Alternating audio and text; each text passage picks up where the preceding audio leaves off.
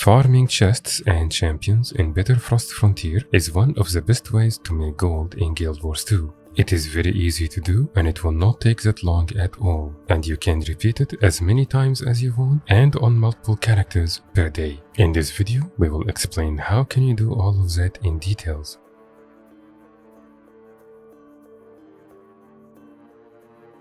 The only thing you need to do for this farm is to open the ice-bound chests. This will give you some unidentified gear, some unbound magic, and in some cases, you will also get a few winter berries. You will find the chests spread across this part of the map mainly, and a few that will be at the spawn part. To loot the chests, they have to be opened, either by someone else, or if you want to open them yourself, you have to get a special flame from any brazier that you will find spread around the map. The brazier must not have an event around it. To open a closed chest, just interact with it while you are holding the flame.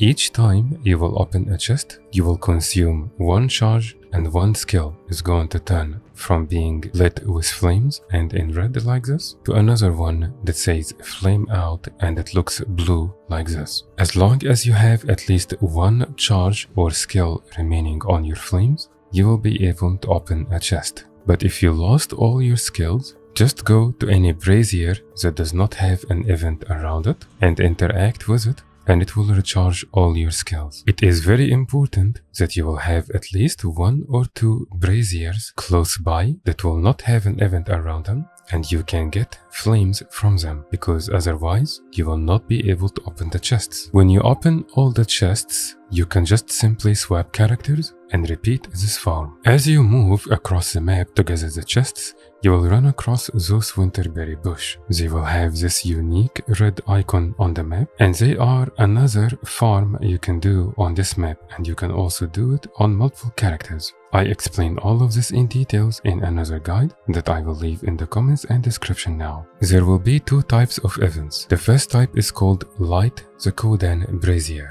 This will happen if you failed to defend the brazier in time. The event will not start and the bar will not fill until you lit the brazier with one flame at least. To do that, just interact with the brazier with the flame you are currently holding, and it will lit it, and the bar will start filling up. Mobs will start appearing, and you want to kill them before they put out the fire again. Those events are not a waste of time either. They give you some good loot, and they will add up a little to your profit. The other type of events is to defend the brazier from incoming mobs. Just try to kill minions before the brazier strength goes all the way down. In some rare cases, you will find all the braziers are not lit. In that case, there will always be a lit brazier at the beginning of the map right beside the spawn waypoint. You can take a flame from there and then put it at the closest brazier, do the event for it, and just repeat over and over. This map will have a meta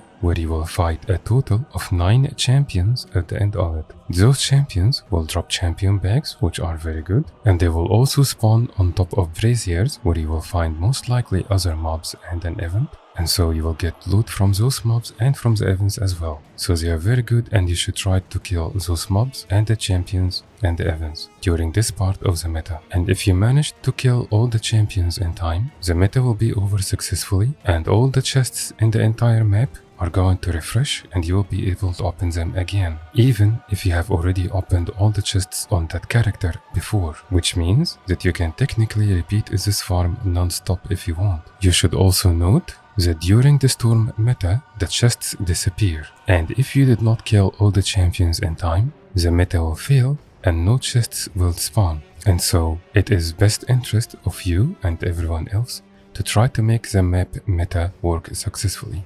And you get a lot of loot, so it is not a waste of time at all. Right beside the Soros Eclipse waypoint, you will find a ramp going up. At the end of the ramp, you will find an unbound magic vendor. One of the items the vendor will sell is called Karmic Retribution. When you buy this item, every single mob you will kill on the map will start dropping unbound magic, and on top of that, you will get some extra karma as you kill those mobs. In my opinion, this is a very worthy investment. especially if you found yourself doing this farm multiple times. This buff will look like this on your bar, and it will be account wide, which means it will apply across all your characters. And this buff will have 3 tiers. I already bought the first tier, and so the prices you see on your screen now are for the second one. You don't have to go for the highest tier. You want to at least have tier 1 to start getting unbound magic from the mobs and get some extra karma. As you do this farm, you will get a lot of loot, but the most common type will be the karma consumable items. The name and the amount of karma you will get from them will depend on what tier of the Karmic Retribution you have. You will get some unidentified gear, and I made a previous guide that explained how does it work and how to maximize your profit from them. I will leave it in the comments and description. And you will get some unstable salvage items. You can salvage all of them or sell them directly on the trading post. The difference in the profit is not going to be huge. However, if you want to maximize your profit, you should salvage the unstable metal chunk